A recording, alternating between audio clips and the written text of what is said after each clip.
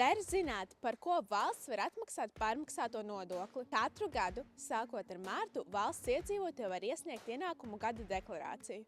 Attiecināmos izdevumus varat norādīt savā gada deklarācijā un saņemt no valsts pērn pārmaksāto iedzīvotāju ienākumu nodokli.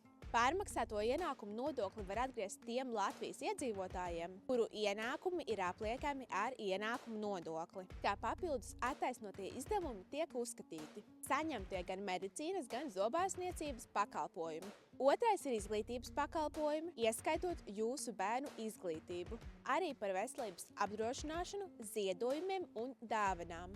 Dzīvības apdrošināšana ar uzkrājumiem 10% apmērā no maksātāja gada ienākumiem, bet ne vairāk kā 4000 eiro. Deklarācijā var iekļaut ne tikai savus attaisnotos izdevumus, bet arī ģimenes attaisnotos izdevumus. Bet tas ir iespējams tikai tad, ja šīs personas pašas neiesniedz savu gada ienākumu deklarāciju.